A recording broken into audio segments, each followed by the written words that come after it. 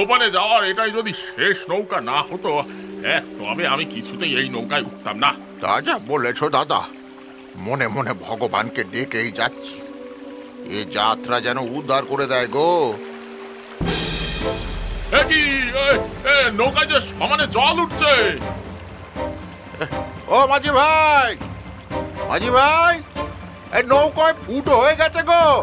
এ ভগবান, এ আবার কি হবে? আরে আমি বলেছিলাম মাঝি ভাই, ওই অপয়াকে নৌকায় না তুলতে। কোনো কথা শুনলে না আমার। এখন এই অপয়ার জন্য মাঝ নদীতে প্রাণটা খোয়াতে হবে দেখছি। তোমরা আমাকে এমন কেন বলছো? আমি কি নৌকা ফুটো করেছি নাকি? বাবু, সামাল দেন।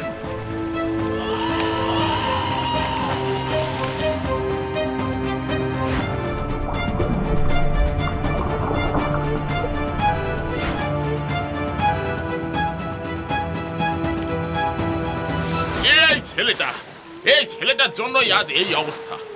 আমাদের কথা শুনলে না মাঝি। দেখো, তোমার নৌকাটা তুমি হারালে। আগে বাবু, আমার নৌকার পাটাতনের একটা কাঠ প্রায় পচে গিয়েছিল, তাই হয়তো। তেমন হলে না আগেই তোমার নৌকা ডুবে যেত, বুঝলে? এখন যা হয়েছে সব এই অপয়ার জন্য। আপনারা সেই নৌকায় ওঠা থেকে ওনাকে এমন করে কেন বলছেন বাবুরা? আরে তুমি তো জানো না, এ হলো আমাদের গ্রামের অপয়া। ওর মুখ দেখলে দিন খারাপ যায়। ও যেখানেই যায় সেখানেই কোনো না কোনো অঘটন ঘটাবেই। হ্যাঁ, তাই না? তাই জন্মেই মাকে খেয়েছে, তার দুদিন পর বাপটাকেও খেয়েছে। কাকার কাছে থাকে, তাদেরও যা অবস্থা কি আর বলবো। শোনো এ মাঝি, ও গ্রামের যে রাস্তা দিয়ে যায় আমরা সেই রাস্তা মারাই না পর্যন্ত। ওর ছায়া পড়লে মাঠের ঘাসও হলুদ হয়ে যায়, বুঝলে? নেহাত এই শেষ নৌকো ছিল। যাই হোক, ভগবানের অশেষ কৃপা যে আমরা প্রাণে বেঁচে গেছি। এই অপয়া, তুই এখানে হা করে দাঁড়িয়ে দেখছিস কি? যা এখান থেকে, এখনই যা। এসব শুনে মনের দুঃখে অপয়া বাড়ির দিকে চলল। ছোটবেলা থেকে এই অপয়া নাম শুনে শুনে সে তার নিজের আসল নামটাও ভুলে গিয়েছে।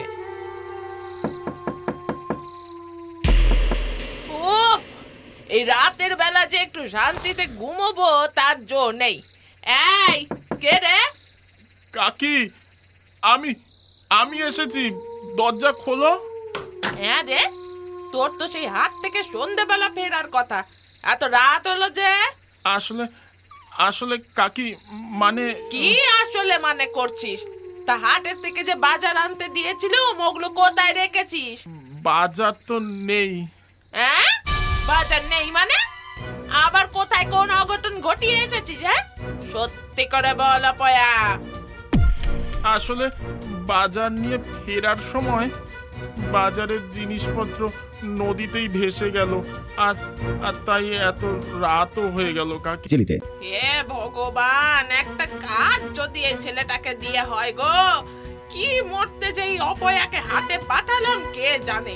আমার টাকা করি তো ধ্বংস করলোই, আরো 10টা লোকের ক্ষতি করে এলো। কিন্তু কাকি, আমি তো কিছু করিনি। তোমাকে কিছু করতে হয় না বাছা। এমন কুক্ষণে জন্মেছিলে যে তোমার মুখ দেখলেই লোকের দিন খারাপ যায়। কাকি, তুমি অন্তত এইভাবে কথা বলো না। এভাবে বলবো না তো কিভাবে বলবো শুনি? জন্মেই তো মা বাপকে খেয়ে আমাদের ঘাড়ে এসে উঠেছিস। এখন আমাদের খেয়ে তবে তোর শান্তি হবে, তাই না? তোর আর এই বাড়িতে জায়গা হবে না, যা বেরো। কাকি, আমি এত রাতে কোথায় যাব? আমাকে একটু খেতে দেবে না? সে কোন সকালে খেয়ে বেরিয়েছিলাম। হ্যাঁ রে অপয়া, তোর মধ্যে লজ্জা বলে কি কিছুই নেই? হ্যাঁ, তোর কাকার এতগুলো টাকা জলে ভাসিয়ে আবার খাবার চাইছিস? খাবার তো দূর, তোর এ বাড়িতেই জায়গা হবে না, বুঝলি? আচ্ছা ঠিক আছে, আজ রাতটুকু থাকতে দাও, আমি কাল সকালেই চলে যাব। কাল সকালে উঠে তোর ওই অপয়া মুখ আমায় যেন দেখতে না হয়, মনে রাখিস।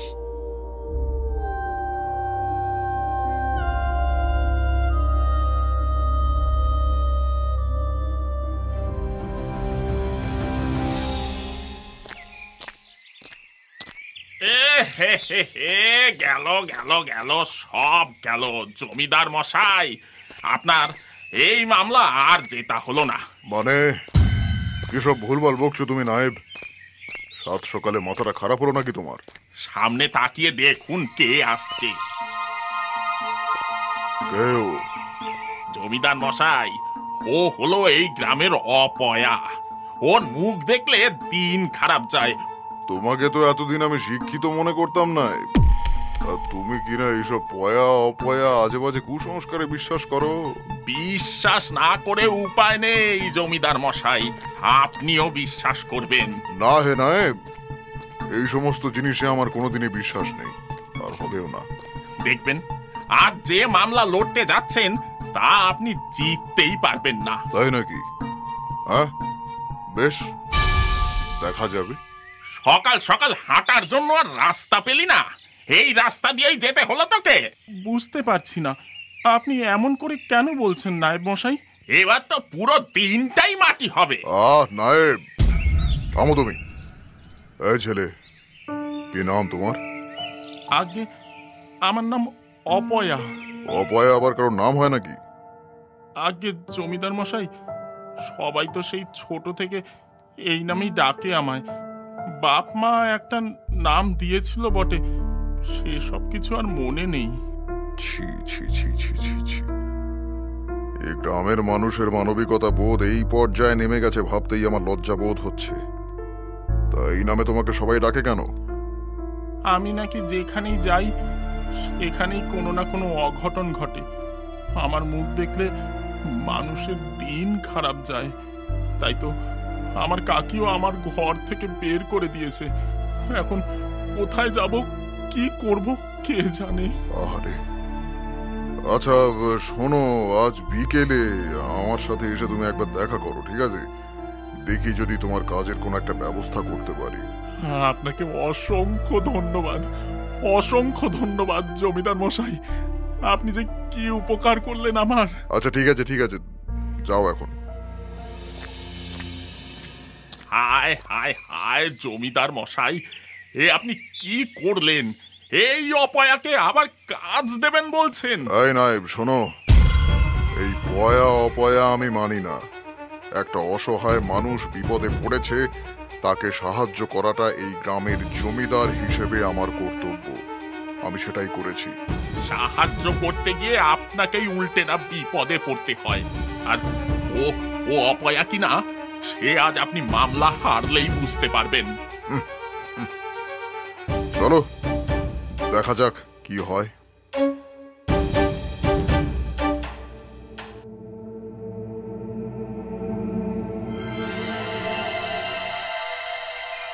দেখলেন জমিদার মশাই, কি বলেছিলাম আমি আপনাকে? মিলল তো আমার কথা। ওই অপয়ার জন্যই আমাদের আজ মামলাটা হারতে হলো। নায়েব, তোমার বাজে কথা বন্ধ করো। শোনো, যা পরিস্থিতি ছিল তাতে ও মামলা জেতার কোনো সম্ভাবনা আমাদের ছিল না, বুঝতে পেরেছো? এতে কারোর কোনো দোষ নেই। মাফ করবেন জমিদার মশাই, আমি নিজে হাতে এই মামলার কাগজপত্র সাক্ষী সাজিয়েছিলাম, সেরা উকিল নিয়োগ করেছিলাম। তারপরেও সবই মানছি আমি, কিন্তু এতে ওই ছেলেটার কোনো দোষ নেই। আপনি হয়তো এই সব মানেন না, কিন্তু একটা গ্রামের সবাই এমনি এমনি তো একটা ছেলেকে এমন বলবে না জমিদার মশাই, তাই না? ঠিক আছে, আমি তোমার কথা মানতে পারি, তবে একটা শর্তে। কি শর্ত? তুমি তো জানোই শিকারে যাওয়া আমার নেশা, আর আজ অবধি কখনো আমি খালি হাতে ফিরিনি। এই কাজে তো আপনি সিদ্ধহস্ত, সেই কথা আর বলতে, কিন্তু এর সঙ্গে অপয়ার কি সম্পর্ক ঠিক বুঝলাম না। কিন্তু শুনেছি গত কয়েকদিন ধরে রামপুরের জঙ্গলের আশেপাশে লোকালয়ে এক বাঘের উৎপাত বেড়েছে। কাল সেই বাঘ শিকারে যাব আমি, সঙ্গে ওই ছেলেটাকেও নিয়ে যাব। যদি কাল শিকার থেকে খালি হাতে ফিরি তবেই আমি তোমার কথা মেনে নেব। ওই ছেলেকে নিয়ে গেলে তো শিকার তো দূর, উল্টে বাঘের হাতে বেঘরে প্রাণটাই না খোয়াতে হয়। ওসব যে কিছুই হবে না সে আমি খুব ভালো করেই জানি। নায়েব, তুমি একটা কাজ করো, আমার সাথে শিকারে যাওয়ার জন্য আরো জনাচারেক লোককে জোগাড় করো, তাদেরকে কাল তৈরি থাকতে বলো। জি আজ্ঞে জমিদার মশাই। জমিদার মশাই, আসবো? হ্যাঁ, এসো এসো এসো, তোমার জন্য অপেক্ষা করছিলাম। মাফ করবেন, একটু দেরি হয়ে গেল। আপনি ওই কাজ দেবেন বলেছিলেন। হ্যাঁ শোনো, কাল আমি শিকারে যাব, সেখানে আমার সঙ্গে কিছু লোক লাগবে, তুমি আমার সঙ্গে যাবে। ঠিক আছে জমিদার মশাই। বেশ, আজ যাও, কাল সকাল সকাল চলে আসবে।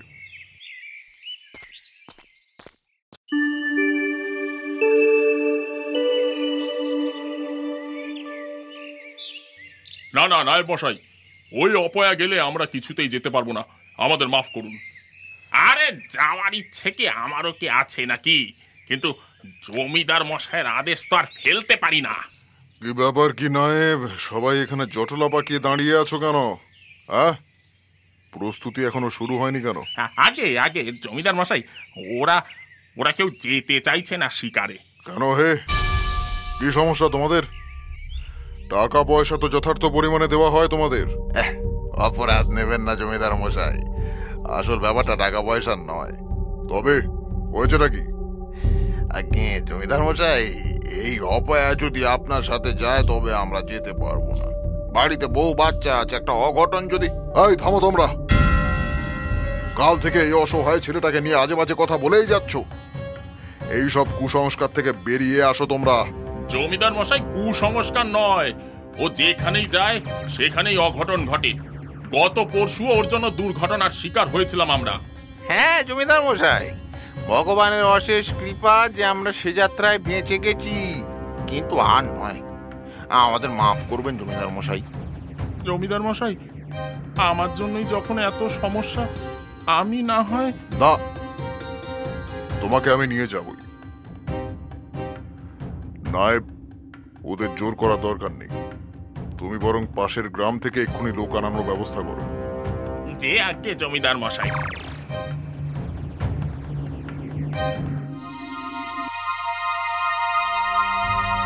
পাশের গ্রাম থেকে লোক আনিয়ে শিকারের সমস্ত প্রস্তুতি নিয়ে জমিদার চললেন রামপুরের জঙ্গলের উদ্দেশ্যে। বেলার দিকে জঙ্গলের মধ্যবর্তী স্থানে গিয়ে পৌঁছালেন তারা। কালু, রতন, তোরা ওই গাছটায় জমিদার মশাইয়ের জন্য মাচা তৈরি কর। এখনই সব তৈরি করছি নায়েব মশাই। এই এই অপয়া, তুই যা, সঙ্গে যে ছাগলটা আনা হয়েছে সেটা ওই দিকে ওই একটা খুঁটি পুঁতে ওখানে বেঁধে আয়। ওই ছাগলের লোভেই বাঘ আসবে। ঠিক আছে নায়েব মশাই।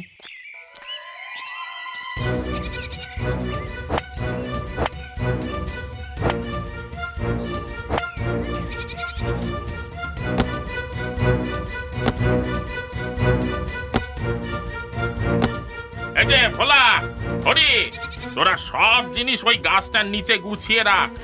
আর শোন, জমিদার মশাই আর আমি মাচায় উঠে ইশারা করলেই তোরা সবাই মিলে গাছে উঠে বসবি।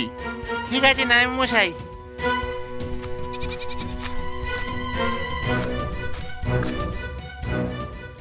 জমিদার ও নায়েব মাচায় উঠে নিচে থাকা বাকিদের ইশারা করলে তারাও গাছে উঠে পড়ে। ছাগলটা ক্রমাগত ডেকেই যাচ্ছে, কিন্তু বিকেল অবধিও বাঘের দেখা নেই। না নায়েব, আজ বোধহয় খালি হাতেই ফিরতে হবে, বুঝলে? একটু পরেই অন্ধকার হয়ে যাবে, তখন আর শিকার করা যাবে না। আমি তো আপনাকে আগেই বলেছিলাম জমিদার মশাই, ওই অপয়া সাথে থাকলে কোনো শুভ কাজ সম্ভব নয়। তোমাদের কথাই হয়তো ঠিক, নয়তো আজ অবধি আমাকে কখনো খালি হাতে ফিরতে হয়নি। চলো নামা যাক। এই যে কালু, এই তোমরাও নামো, ফিরতে হবে। জমিদার আর নায়েব মাচা থেকে নামতে যাবেন, এমন সময় হঠাৎ করেই আকাশ কালো মেঘে ছেয়ে গেল। সাথে সাথে প্রচন্ড ঝড় ও বজ্রপাত শুরু হলো। জমিদার মশাই, এ তো বাজ পড়ছে, আর কিছুক্ষণের মধ্যেই বৃষ্টিও শুরু হবে। আমাদের এখন এখানেই অপেক্ষা করা উচিত। ঠিক বলেছ। কালু, ভোলা, রতন, তোমরা ওই বড় গাছটা তলায় গিয়ে দাঁড়াও। বৃষ্টি কমলে আমরা রওনা দেব।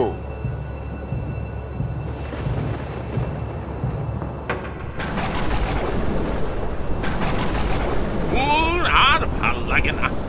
একে তো শিকার পাওয়া গেল না, তার উপর এই অলক্ষণে বৃষ্টি। এতক্ষণ কোথাও কিছু ছিল না, হঠাৎ এমন বৃষ্টি শুরু হয়ে গেল। ওই ওই অপয়ার সাথে থাকলে আরো কত কি যে সহ্য করতে হবে, শুধু দেখে যান আপনি। এদিকে যে বড় গাছটার তলায় 5 জন দাঁড়িয়ে ছিল, সেই গাছটাকে লক্ষ্য করে বাজ পড়তে গিয়েও কোনো এক অজানা কারণে ঠিক তার আশেপাশেই বাজগুলো পড়ছে। ভাই সাহেব, আজ আমাদের কপালে শনি নাচছে, বুঝলি? কেন দাদা, কি হয়েছে? দেখছিস না কেমন বাজ এই গাছের উপর পড়তে পড়তেও পড়ছে না? ঠিক বলেছিস, আজ নিশ্চয়ই আমাদের মধ্যে কারণ মৃত্যু যোগ আছে। বাকি 4 জনের জন্য তাকে নিতে পারছে না। ওইদিকে চেয়ে দেখুন জমিদার মশাই, অপয়ার জন্য বাকি লোকগুলো মরবে এবার। এই তো, গাছগুলো যেন ওই গাছটার উপরে পড়তে গিয়েও পড়ছে না। এমন আশ্চর্য ব্যাপার তো আগে দেখিনি।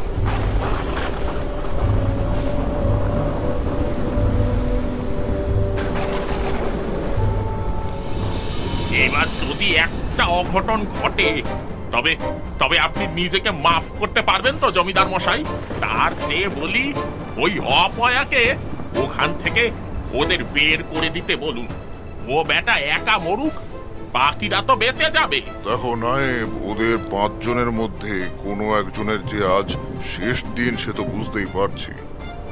বরং একটা পরীক্ষা করা যাক, বুঝলে? কি পরীক্ষা জমিদার মশাই? দেখোই না চুপ করে। এই যে কালু, এই তোমরা সবাই এক এক করে যাও তো, ওই ছাগলটাকে ছুঁয়ে আবার ফেরত চলে এসো। কিন্তু কেন জমিদার মশাই? দেখো, তোমাদের মধ্যে আজ যে কোনো একজনের যে মৃত্যু যোগ আছে তা আমি বেশ বুঝতে পারছি, কিন্তু একজনের জন্য বাকিরা কেন মৃত্যুর মুখে যাবে? এক এক করে যাও, যদি অঘটন হয় একজনের সাথেই হোক, বাকিরা তো বেঁচে যাবে। জমিদার মশাই একদম ঠিক কথা বলেছেন। একজনের জন্য আমরা কেন ভুগবো? এই ছেলে, তুই যা তো। না না, আমি সবার শেষে যাব, তোমরা যাও।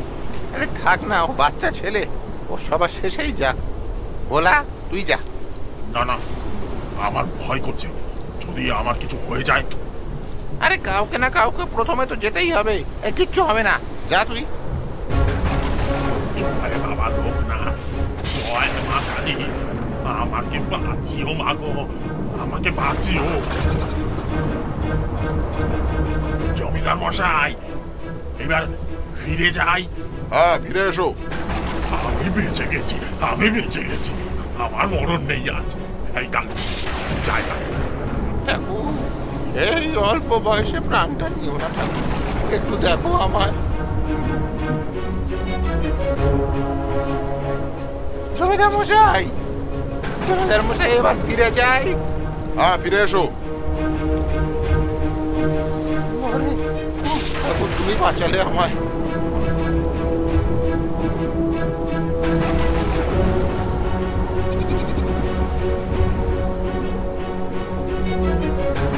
রতন ও হরি দুজনেই বাকিদের মতো ছাগলটাকে ছুঁয়ে ফিরে এলো গাছের তলায়।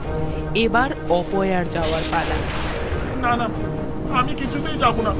আমি জানি আজ আমারই মরণ লেখা আছে। আমি যাব না, যাব না আমি। হ্যাঁ, তোর জন্যই আমরা সবাই আমাদের প্রাণটা দিই আর কি।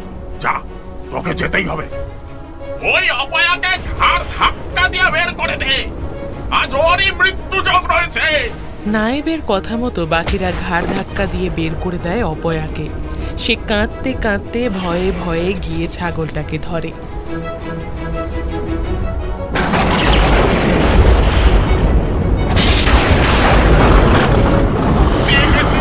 জমিদার মশাই, আবার আমার কথা মিলল। ওই অপয়ারই মৃত্যু যোগ ছিল, বাকিদের জন্য বেঁচে যাচ্ছিল। চোখ খুলে দেখো নায়েব, আমি ঠিক ছিলাম। মানে? সামনে তাকাও।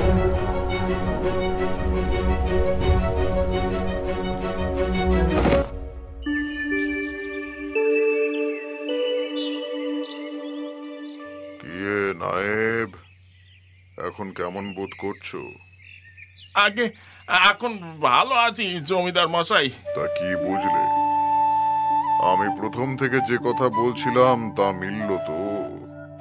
এসব পয়া অপয়া সবকিছু কুসংস্কার। আমাদের সাথে যা ঘটে তা আমাদের ভাগ্যেই ঘটে, এতে কারোর কোনো হাত নেই। সত্যি জমিদার মশাই, বাকিদের মতো আমিও কুসংস্কারের ঠুলি চোখে পড়ে বসেছিলাম, কিন্তু ওই চারজন যে ওই চারজন যে মারা গেল কারণ তাদের ভাগ্যে মৃত্যুযোগ লেখা ছিল। ছিল না শুধু ওই ছেলেটা, ওর ভাগ্যের জোরে বাকিরা বেঁচে যাচ্ছিল, কিন্তু নিয়তির লিখন আর কে খণ্ডাতে পারে বলো নায়েব? তাই যা হওয়ার হয়েছে। ঠিকই বলেছেন জমিদার মশাই, আমায় মাফ করে দিস অপয়া। আমি সত্যি তোর কাছে ক্ষমা প্রার্থী। না না নায়েব মশাই, আপনি আমার গুরুজন, এইভাবে বলবেন না। আজ থেকে ওকে আর কেউ অপয়া ডাকবে না, আমিও নতুন নাম দেব। কি নাম দেবেন জমিদার মশাই? আজ থেকে ওর নাম হবে সৌভাগ্য। কিরে, পছন্দ? খুব পছন্দ হয়েছে জমিদার মশাই, খুব পছন্দ। হ্যাঁ হ্যাঁ, একদম সঠিক নাম।